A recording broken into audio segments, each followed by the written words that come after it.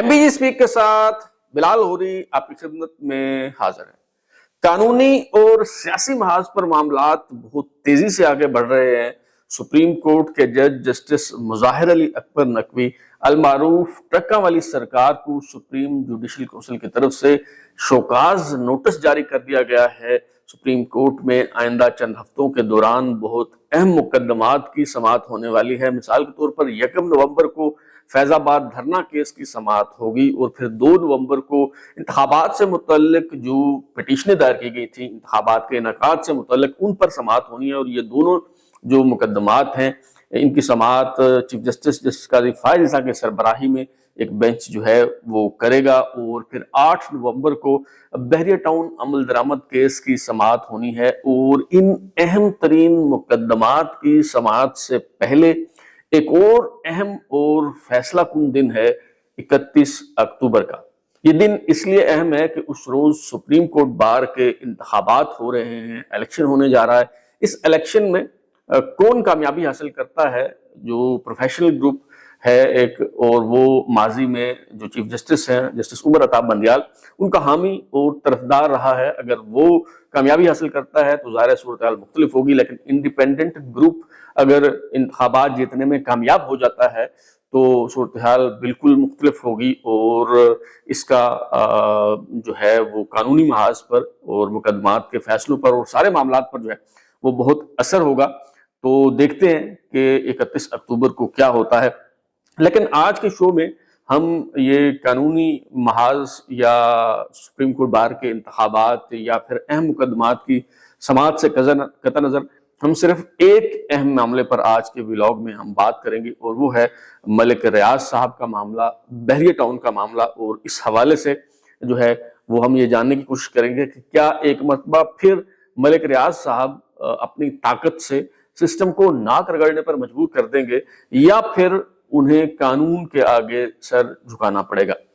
तो जनाब आज के शो में मलिक रियाज साहब और बहरी टाउन के हवाले से जो सनसनी खेज, तहलका खेज और एक्सक्लूसिव किस्म की जो और बल्कि एक्सक्लूसिव किस्म की जो इंफॉर्मेशन मैं आपसे शेयर करने जा रहा हूँ, ये मालूमात जो है मेरे पास एक अरसा से जो है वो दस्तयाब थी।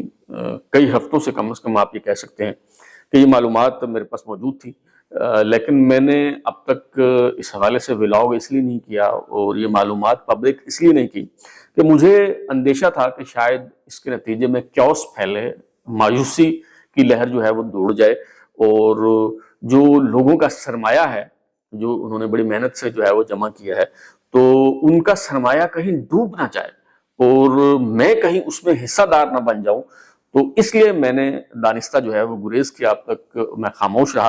लेकिन अब ये मालूमात इसलिए मैं आपसे शेयर करने जा रहा हूं कि वो जो नुकसान जिसका अंदेशा था, जिसकी वजह से मैं खामोश था, वो नुकसान या हो चुका है या अब मेरे खामोश रहने से कोई फर्क जो है वो नहीं पड़ने वाला। तो मैं आपको जो है वो जो मालूमात मेरे पास दस्तयाब थी वो मैं आपसे जो है वो आज शेयर करने लगा हूँ। वो मालूमात ये है जनाब कि जो बहरिया टाउन पेशावर का मंसूबा है वो तो अगर मैं शेर अफजल मरवत एडवोकेट के अल्फाज मुस्तार लूँ तो वो तो बढ़ गया है। लेकिन जो बहरिया टाउन, रावलपिंडी, लाहौर और कराची के मंसूबे हैं, ये जो प्रोजेक्ट्स हैं, इनका भी कोई पुरसाने हाल नहीं है। क्यों पुरसाने हाल नहीं है इनका? क्योंकि उसकी वजह यह है कि मलिक रियाज साहब जो हैं वो फुर हो चुके हैं। फुर का मतलब मेरे ख्याल आप समझते होंगे। वो ना सिर्फ फुर हो चुके हैं और इस मुल्क से जा चुके हैं कई माह पहले ही।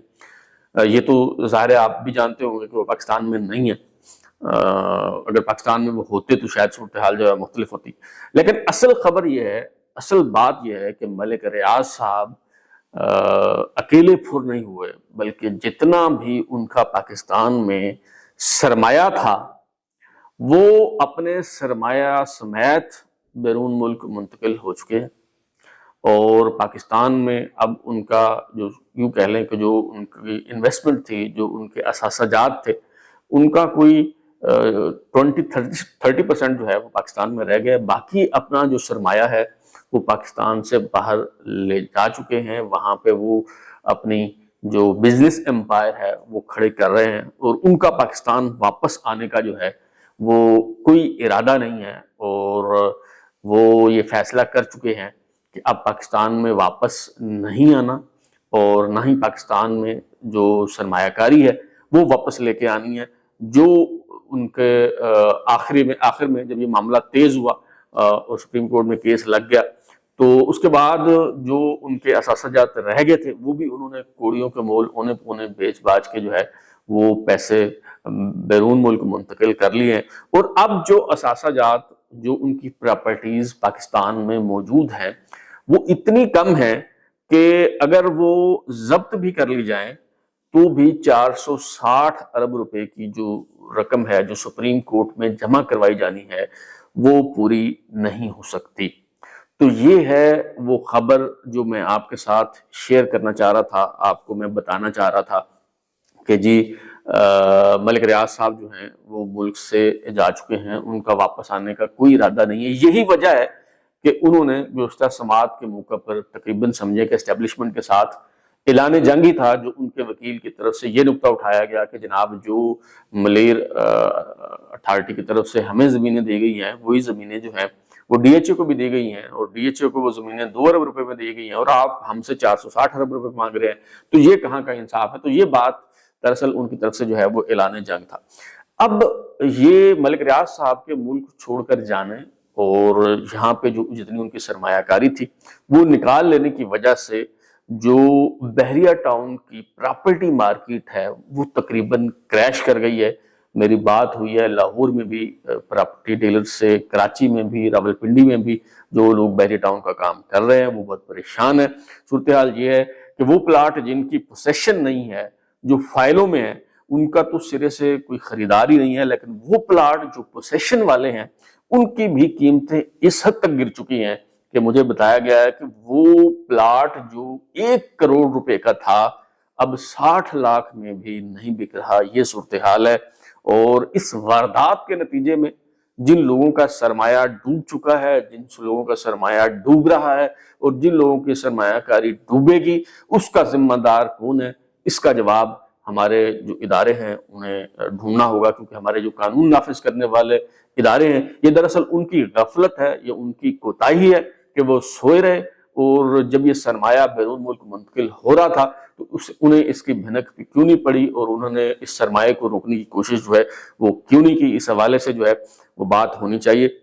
اچھا, چونکہ میں نے بحریہ ٹاؤن کے حوالے سے بہت سے ولاگز کیے ہیں, بہت سے شوز کیے ہیں, تو متاثرین کی جو بڑی تعداد ہے انہیں چونکہ بہت امیدیں ہوتی ہیں تو وہ بڑی توقعات کے ساتھ جو ہے وہ رابطہ کرتے ہیں. ایک تو میں معذرت خواہ ہوں, روزانہ چونکہ سینکڑوں میسج آتے ہیں اور میں کوشش کرتا ہوں تمام, چاہے وہ وائس نوٹس ہوں چاہے وہ ٹیکسٹ میسج ہوں, وہ پڑھنے کی, دیکھنے کی اور ان کا رپلائی کرنے کے بھی کچھ جو لوگ ہیں وہ بڑی لمبی چوڑی فائلیں دستاویزات بھی بھیج دیتے ہیں, وہ بھی میں گو تھرو کرنے کی کوشش کرتا ہوں. تو اگر کسی کو جواب نہ دے پاؤں تو ایک تو میں معذرت خواہ ہوں, تو مجھے معاف کر دیں اور اس پہ آپ نے ناراض نہیں ہونا. اور دوسرا یہ ہے کہ چند روز پہلے مجھے ایک متاثرہ شخص نے رابطہ کیا اور اس نے بڑی ایک زبردست بات کی. اس نے کہا کہ اب ایک تو اس نے اپنی ذاتی سٹوری سنائی کہ گزشتہ کئی برس سے وہ دھکے کھا رہا ہے مختلف دفاتر کے اور وہ نہ پلاٹ ملا ہے اور نہ جو رقم جمع کروائی ہے نہ وہ مل رہی ہے. اور اس نے یہ کہا کہ یہ جو سپریم کورٹ میں بحریہ ٹاؤن کی طرف سے 65 ارب روپے کی رقم جو ہے وہ جمع کروائی گئی ہے یہ کہاں سے آئی ہے. تو اس کا کہنا ہے, یہ متاثرہ شخص کا, کہ جی یہ ظاہر ہے یہ متاثرین کی رقم ہے.